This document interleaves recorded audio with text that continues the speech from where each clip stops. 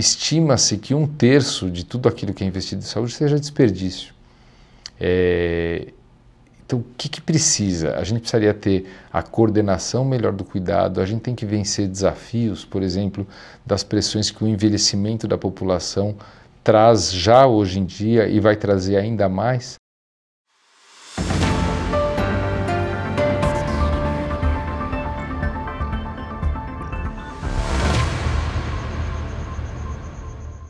Olá, sejam bem-vindos a mais uma edição do UOL Líderes. Eu sou Mariana Desidério e o nosso convidado hoje é Sidney Kleiner, presidente do Einstein.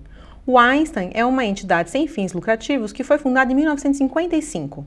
Em 2022, teve receita líquida de 4,9 bilhões de reais. Sidney, seja bem-vindo. Muito obrigado. Prazer estar aqui com você, Mariana. Sidney, o Einstein é uma referência, né, na área da saúde e é uma entidade sem fins lucrativos, né? Explica um pouco como é que funciona esse arranjo, né? A gente sabe que tem esse faturamento que é importante e tem esse destaque no setor. Como que é esse arranjo organizacional de vocês? O Einstein, como você citou, ele foi fundado em 55 por um grupo de médicos visionários e hoje eu sempre agradeço o fato de eles terem fundado um hospital filantrópico sem fins lucrativos, o que não quer dizer que não tem que ter resultado. O sem fins lucrativos significa que a gente não vai remunerar investidor ou não vai remunerar um dono de hospital, né? O resultado que nós temos através da nossa atividade, ele é reservado para investimento nas nossas atividades, nos projetos de expansão, principalmente num propósito que nos rege desde a fundação, que hoje ele se materializa no entregar vidas mais saudáveis através de uma gota de Einstein para cada ser humano. E isso se consegue com uma base que sustenta 3 pilares estratégicos e essa base extremamente robusta de responsabilidade social, que é um dos preceitos do próprio judaísmo e é nisso que está fincado ter o resultado para que a gente possa expandir, empreender em tecnologia, trazer o que há de melhor tanto para o setor privado quanto para o setor público em termos de atuação em saúde, seja no tratamento, na prevenção, na reabilitação. E este é o papel do Einstein, que hoje se transforma praticamente num sistema de saúde. E o Einstein, ele tem uma operação importante na saúde pública, né? Explica um pouco para a gente como que funciona isso. Vocês gerem UBSs, como que é? Nós temos, para exercício desse propósito, né, de amplificar e levar a saúde para qualquer ser humano, nós temos a sustentação de todas as nossas atividades por uma base muito forte de responsabilidade social, que significa a escalabilidade na maior forma, no número maior de pessoas que podem ter uma gota de Einstein, conforme eu falei no começo. E nós conseguimos isso através de parcerias governamentais, seja com a Prefeitura, com o Estado ou com o Ministério da Saúde, né? Com as prefeituras, na Prefeitura de São Paulo, nós temos 30 unidades entre AMAs, UBSs, em que a gente faz não só a gestão, mas a operação, a contratação, o colaborador que lá trabalha, inclusive com alguns investimentos feitos por nós de melhorias nessas unidades. Nós temos 2 hospitais públicos, um deles a gente faz a gestão, o outro faz a operação exclusivamente em alta complexidade, é um hospital praticamente oncológico, que é o Hospital da Vila Santa Catarina, o outro Hospital do Boimirim, em parceria com a Prefeitura. Temos com a Prefeitura de Aparecida de Goiânia um outro hospital público, o Hospital Municipal de Aparecida de Goiânia. E, além disso, os projetos do Programa de Auxílio de Apoio Institucional ao SUS, que é o PROAD-SUS, quando nós, com o Ministério da Saúde, estabelecemos projetos que vão desde a assistência até projetos de pesquisa, de capacitação de profissionais do SUS, e nesse tipo de relação, todo o montante da imunidade fiscal que nós temos, por ser uma entidade filantrópica, nós retornamos à população em forma de projetos direcionados ao SUS, nessas áreas que eu comentei. E entre elas está o emprego de tecnologia para que a gente atinja populações que estão em locais remotos, como na região norte, onde a telemedicina permite que aquele cidadão que não tem como naquele município não tem nem estrada para se dirigir à atenção secundária, teria que pegar um barco, às vezes mais de 20 horas de barco, ele acessa o profissional especialista por telemedicina no Einstein, no nosso centro de telemedicina.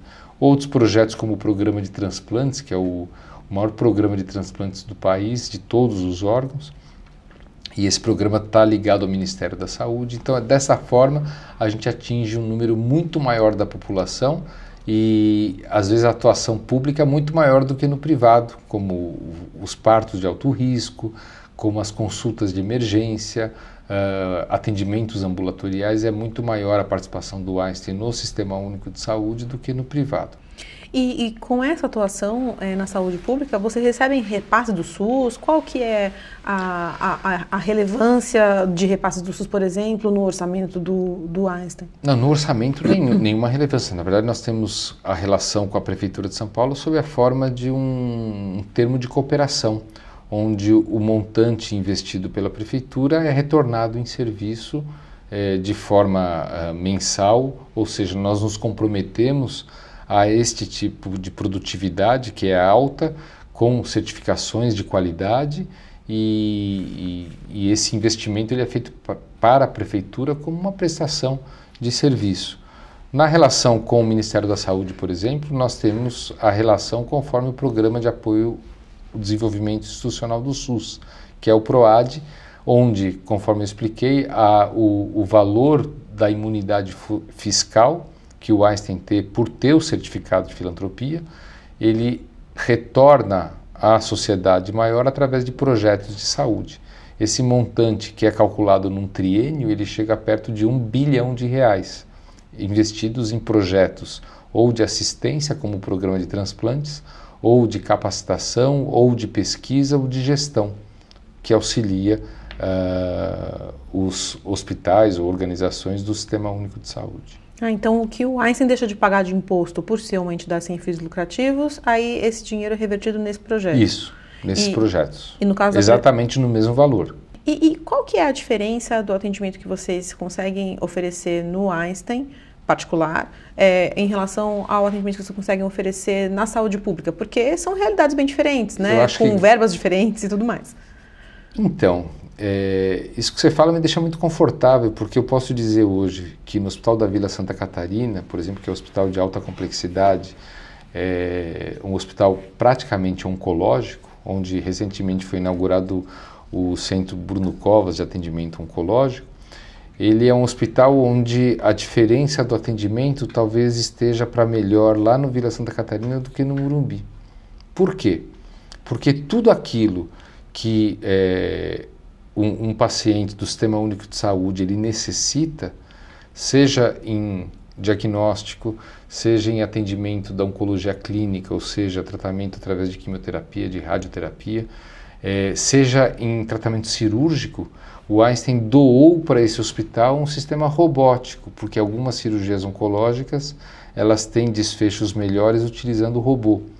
E foi o primeiro robô do município, de hospitais municipais da Prefeitura de São Paulo. Então, qual que é a grande diferença? A diferença é que se há alguma falta de um serviço no Hospital da Vila Santa Catarina, esse paciente do Sistema Único ele faz no Morumbi e retorna para o Vila Santa Catarina, como, por exemplo, o uso da radioterapia. Aonde pode haver diferença? Lá é um centro de equipes que atendem conforme protocolos os mais modernos, os mais eficazes, baseados em evidência científica e que tem, vamos dizer assim, uma prática assistencial diferente de um hospital onde a prática é do médico autônomo e que muitas vezes pode ter a influência da experiência própria, da opinião e não como um time. Então eu arrisco a dizer que em muitas formas de tratamento o paciente do SUS ele pode receber um tratamento até melhor do que ele teria no privado e se não há o recurso disponível lá no Vila Santa Catarina, ele vai receber isso no hospital privado no Morumbi, lá no Einstein, e retorna ao Vila Santa Catarina. E, na sua visão, qual que é o principal gargalo hoje para a gente conseguir oferecer uma saúde de qualidade para uma quantidade maior da população no Brasil? Olha, nós temos um investimento em saúde, nós estamos falando de uma população de 230 milhões de pessoas. O investimento de saúde, hoje, ele respeita uma porcentagem do nosso produto interno bruto. E esses recursos, eles são aplicados e têm de ser aplicados na coordenação de um sistema de saúde num país de dimensões continentais, onde existem disparidades muito grandes entre as regiões. Essa coordenação, ela tem que ser feita em atenção primária, secundária, terciária, de uma forma muito coordenada, né? Existe no Brasil um desperdício muito grande de recurso, talvez por essa falta de coordenação, na oportunidade de melhoria de gestão desses recursos. Então, muitas vezes um paciente que tem uma dificuldade da realização de um exame, ele entra em filas diferentes para a realização desses exames, ou um paciente que tem um quadro gripal no município onde existe um hospital terciário, mas não tem uma unidade de atenção básica, ele vai procurar o pronto-socorro de um hospital terciário. Isso é um desperdício enorme de recurso. Um hospital que está preparado para fazer transplante não deve atender um quadro gripal. Então estima-se que 1/3 de tudo aquilo que é investido em saúde seja desperdício.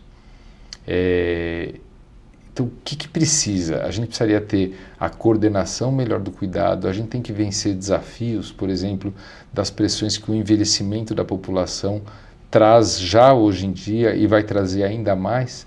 A gente tem desafios, por exemplo, de trazer a população para um engajamento com relação à saúde, para que possam mudar comportamento, alterar hábitos, de forma a prevenir condições de saúde, que eles possam ter uma aderência e entender a importância do manejo das doenças crônicas, hipertensão, diabetes, que é o que vai levar a situações de emergência e internações. Também mais de 35% das internações do Sistema Único de Saúde poderiam ser evitadas com uma atenção primária eficiente, porque aquele paciente que descompensa uma condição crônica, descompensou talvez porque não teve a atenção primária para controle dessa condição, ou que não soube detectar que esta condição estaria se alterando ao longo do tempo. Então, existem oportunidades e necessidade de investimento, e principalmente, do modo como eu vejo, o emprego de tecnologia para que a gente consiga evitar que o desperdício aconteça. Telemedicina, a gente sabe que resolve 80% das urgências leves. Nós ficamos um tempo muito grande com uma legislação obsoleta que impedia a realização de telemedicina. O Einstein fundou o nosso Centro de Telemedicina em 2012 e nós não podíamos exercer telemedicina por conta da legislação. Ela foi liberada por decreto durante a pandemia e depois aprovada depois de discussões no Congresso, e hoje ela pode ser realizada da forma que é. Mas a gente resolve grande parte das situações com engajamento de paciente através dessa tecnologia. A gente tem que ter informação das condições de saúde de um estado, por exemplo, que é capaz de se transformar em informação se a gente souber recolher os dados das condições de saúde daquela população. A gente tem que investir em capacitação profissional adequada. Haja visto o que aconteceu na pandemia, a gente sabia a diferença de mortalidade da população em regiões onde faltam especialistas, em regiões onde faltam terapia intensiva. O Einstein teve a oportunidade durante a pandemia de contribuir com a assistência virtual com especialistas a 540 leitos de UTI pelo país, onde não havia especialistas. Então, existe a necessidade do investimento, uma capacitação profissional adequada, da formação de especialistas que se distribuam de forma também com equidade pelo país, né? Não dá para admitir que haja uma carência de cardiologistas acima da região, para o norte da região sudeste, por exemplo, onde a doença que mais mata no Brasil é a doença cardiovascular. E não há cardiologista suficiente em várias regiões do nosso país. Então, são problemas de saúde num país como o nosso, que eu diria que não basta só aumentar investimento. A gente precisa ter uma melhor gestão desse recurso, melhor capacitação profissional, melhor coordenação desse cuidado, uma melhor comunicação e, enfim, uma liderança maior nesse sentido e, principalmente, dando o recurso ou entendendo a informação de cada unidade, e aí não é só unidade federativa como Estado, né? Porque às vezes estados próximos têm a mesma condição e às vezes estados que não são, que são próximos têm condições de saúde totalmente diferentes, né? Então a gente podia dividir isso em regiões que pudessem receber tratamentos diferentes, vamos dizer assim, no que diz respeito à coordenação. E o que, na sua visão, a gente precisa fazer, se preocupar, olhar para ser um país que envelhece bem, né? Porque essa é uma questão, né? Assim, é toda a questão. Os países europeus, eles se prepararam 100 anos para envelhecer. O Brasil não vai ter esse tempo. O Brasil vai envelhecer em 30 anos, vai dobrar a população de idosos. Tem uma estimativa que a gente considera o número de pacientes não idosos para o paciente idoso, e é abaixo de 65 anos para cada um acima de 65 anos, essa relação na década de 50 era de 7 para 1. Hoje nós temos uma relação próxima a 4 para 1. Daqui 27, 30 anos, a estimativa é que seja 2 para 1. Se esse paciente idoso não envelhecer com saúde, um desses 2 para 1 vai ter que cuidar do idoso. Ou seja, a capacidade produtiva da população ela vai cair porque alguém está cuidando de um idoso que não produz, enquanto o que sobra é 1 comparativo à população. Se a gente levar em consideração a queda também da taxa de natalidade, do ponto de vista epidemiológico, demográfico, né, a gente não está em boa vantagem, não. O que a gente precisa? A gente precisa envelhecer com saúde.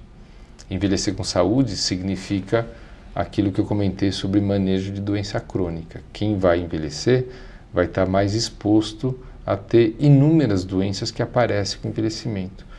Doença oncológica, por exemplo. Quer dizer, se nós não tivermos no ambiente em que a gente vive locais que permitam saúde mental, locais de lazer, segurança, acesso a serviço de saúde ou a medicamentos, controle medicamentoso de condições crônicas, o entendimento deste idoso que é importante cuidar do diabetes, senão ele vai ter complicações, é importante cuidar da hipertensão, senão vai ter AVC.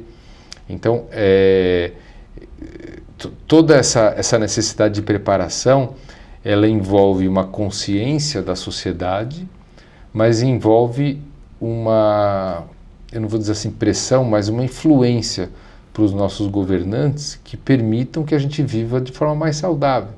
Isso inclui mobilidade urbana, isso inclui natureza, isso inclui áreas de lazer, envolve o tempo que você perde num trânsito para chegar ao trabalho, implica em Programa Nacional de Imunização bem feito, envolve atenção primária, o investimento em atenção primária para que a gente previna condições. Tudo isso é o envelhecimento saudável, interação entre pessoas. Então, são condições de vida que muitas vezes elas estão um pouco distantes da saúde, mas envelhecer de forma saudável tem a ver até quando a gente fala de alteração climática.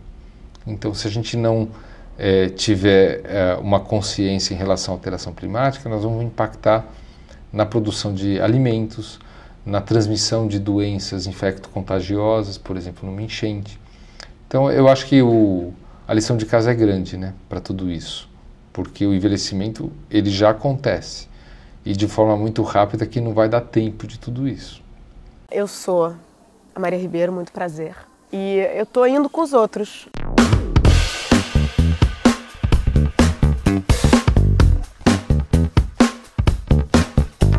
Eu amo que as pessoas acham que você e Paulo Lavigne namoraram. Todo o Brasil acha. Eu, Hélio Caetano. Eu só gosto de fazer filme quando apareço no trailer. Festas de galera jovens, loucas e tal. A Júlia tá dizendo que ela não vai no meio, gente, porque ela tem... O que você tem? Meiofobia. Acabou em 2006. Amor, a gente tá velha assim. A música Baila Comigo, eu toco. Você Tá de sacanagem. Não. Eu só sou amiga da Amora por causa da cozinha dela.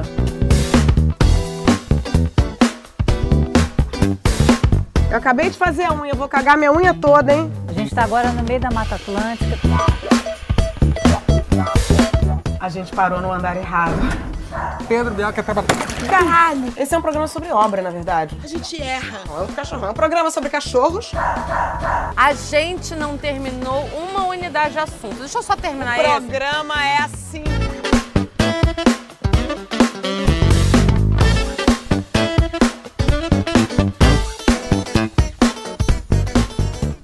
Eu quero ser invasiva. Eu quero expor. Mexeu com você, mexeu comigo. Eu sou Márcia Goldschmidt. Amor, querido. Não. Não, sim. Toda quinta, às 5 da tarde, no YouTube de Universa e no canal UOL. E falando de cirurgia, vocês também praticam lá no Einstein a cirurgia robótica, né? Cirurgia com robôs. Queria entender um pouco mais. Você é cirurgião, né? Fico muito confortável. E fiquei pensando, será que no futuro as cirurgias vão ser todas com robôs ou não? É só cirurgias específicas? Como que é isso? Bom, certamente no futuro a gente vai ter outras tecnologias, é certo, porque eu tenho 31 anos de formado. Atuo como cirurgião praticamente desde a formatura, apesar de ainda residente. E já mudou muito daquilo que eu fiz quando eu me formei, aquilo que a gente faz hoje. A cirurgia robótica é bom que a gente entenda que não é um robô operando por você. Na verdade, são braços robóticos controlados pelo ser humano, não pelo cirurgião, não necessariamente ao lado do paciente. Eu estou, sei lá, a 10 metros do paciente, controlando os braços de um robô que tem movimentos mais precisos que os meus, inclusive mais amplos que os meus. Ele tem uma rotação de punho das pinças robóticas de 360 graus, coisa que o meu punho faz, mas não faz tão bem quanto o robô. Ele tem uma filtragem de tremores que eu posso ter e que na entrega do movimento lá não tem, porque ele filtra. Ele tem a possibilidade, por exemplo, de eu fazer a velocidade do meu movimento de um jeito, a velocidade do movimento lá ser 2:1, ser mais lento que o meu movimento. O fato é que a gente traz aí uma precisão cirúrgica muito maior por furinhos e uma visão do que nós estamos operando em 3 dimensões, já que a câmera que é utilizada para o robô, ela é como se fosse uma câmera de 2 olhos. Então a visão que o cirurgião tem, na hora que a gente encaixa os olhos lá, é uma visão tridimensional e eu me sinto como estou dentro de uma cavidade abdominal quando a gente opera. O Einstein foi pioneiro na aquisição do robô aqui no país. Hoje ele é o maior parque robótico da América Latina, é a única unidade certificadora para novos cirurgiões da América Latina. Nós contamos com 12 robôs hoje, com centro de simulação que capacita novos cirurgiões. Nós temos um robô doado para o Hospital Vila Santa Catarina em parceria com a Prefeitura. O hospital foi doado pelo Einstein. Temos um robô no Einstein de Goiânia, onde a gente passou a formar os cirurgiões de Goiânia, com uma produtividade que até nos surpreendeu, né, hoje em dia. Mas eu me certifiquei no robô em 2008, 2009. Depois eu voltei para uma nova certificação em 2017, quando começou a cirurgia do aparelho digestivo a ter uma relevância maior. No começo era só praticamente câncer de próstata que se operava. E hoje eu posso dizer que até hoje eu me surpreendo, porque alguns pós-operatórios que nós víamos com cirurgia aberta melhoraram muito com a laparoscopia e a gente achava que já estava no auge, né? Quando hoje você faz o mesmo procedimento com a utilização do robô, o pós-operatório é melhor que o da laparoscopia. Então a gente fica assim, opera de manhã, às vezes na hora do almoço você não tem coragem de deixar o paciente internado ainda, porque ele está no seu quarto lendo jornal. Ou uma doença oncológica que você não teria a precisão em lugares, por exemplo, tão estreitos como na pelve, então um câncer do reto, por exemplo, no robô você tem condições de fazer movimentos melhores do que se fosse por via aberta, onde você não tem a visão que uma câmera tem. Então, eu acredito que cada vez mais isso vai se sofisticar. porque o robô ainda é uma máquina grande, ela já é menor do que foi em 2008, através de um processo de miniaturização desses devices, a gente vai ter condições cada vez de fazer cirurgias mais precisas e num tempo mais rápido. A inteligência artificial vai ajudar a preparar novos cirurgiões, porque hoje já acontece as informações de uma cirurgia são traduzidas em Big Data do mundo inteiro, no mesmo banco de dados. E aí, quando eu estiver operando e eu for um cirurgião jovem, que não tem tanta experiência, o sistema vai avisar, olha, 90% dos cirurgiões neste momento tomam cuidado com este nervo, ou vão para aquela área. A gente vai ter uma capacidade da inteligência nos ajudar a formar novos cirurgiões e melhorar o desfecho dos pacientes. Então, não é que no futuro todo mundo vai ser operado por robô, no futuro vai acontecer tanta coisa que essa vai ser mais uma evolução. Sem a gente falar, por exemplo, no futuro a gente poder mexer com sequências genéticas que previnam doenças ou que troquem doenças que pela genética irão acontecer, né? E um ponto que tem sido debatido no país, né, assim, o debate já faz um tempinho, mas agora a gente está num momento de implementação, digamos assim, é a questão do piso da enfermagem, né, que muitos hospitais dizem que não tem como pagar esse piso e muitas prefeituras também falam do mesmo problema. Como que você vê isso? Então, obviamente que durante a pandemia a gente viu o papel e a importância de várias classes de profissionais de saúde, né? A enfermagem mostrou a importância de a gente ter uma enfermagem bem formada. O Einstein tem uma faculdade de enfermagem que tem 33 anos e ela foi criada para a gente fornecer enfermagem para o Brasil inteiro. Hoje a gente emprega 80% dos egressos das nossas turmas de enfermagem, são 200 profissionais por ano. A enfermagem tem uma importância vital. Assim como na pandemia, o fisioterapeuta respiratório também tinha. Ou o nutricionista que participava da recuperação de um paciente de Covid de alta complexidade também tinha. Então, eu vejo que todos os profissionais, eles têm não é nem o direito, eles têm a necessidade de ser bem remunerados porque eles participam ativamente do atendimento à população. A enfermagem tem condições até de fazer mais do que faz, e eu vejo isso como uma oportunidade porque vários procedimentos hoje que são previstas na lei do ato médico, eles podem ser desempenhados com a supervisão médica por enfermagem. Mas a gente tem que saber também, da mesma forma como eu falava no começo, que o Brasil é um país continental e que existem disparidades de sistema de saúde onde não dá para estabelecer um piso salarial que seja uma lei federal, porque a região sul e sudeste é muito diferente em complexidade, é diferente no que é investido em saúde nessas regiões, comparados, por exemplo, à região norte. Então não dá para estabelecer o mesmo piso para as duas regiões, mesmo porque você vai ter algumas situações onde você vai não ter, caso respeite esse piso, não vai ter o insumo para tratamento, não vai ter o médico. Quer dizer, nós temos um financiamento, um orçamento para a saúde que tem o seu limite. Então, se a gente olhar, por exemplo, das Santas Casas, que hoje é responsável por um grande número do atendimento terciário do SUS, e que já operam em déficits há muito tempo, porque a tabela ela remunera não totalmente aquilo que é feito de procedimento, na hora que dedicar o pagamento ao piso da enfermagem, ele não vai ter condições de existir, vão fechar. Então, no meu modo de ver, há necessidade da boa remuneração de vários profissionais de saúde que atuam com um verdadeiro time, mas eu acho que tem que ser respeitada as disparidades que existem entre as regiões do nosso país, não necessariamente entre estados, mas entre as regiões, e respeitado também a carência desses profissionais em relação a essa distribuição. Então não seria um piso nacional, na sua visão, na minha visão, impossível.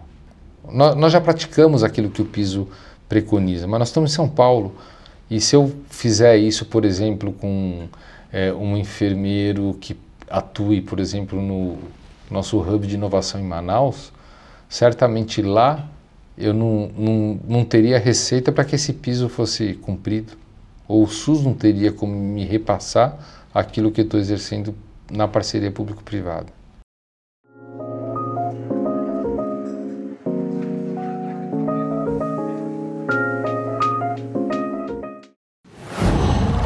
Qual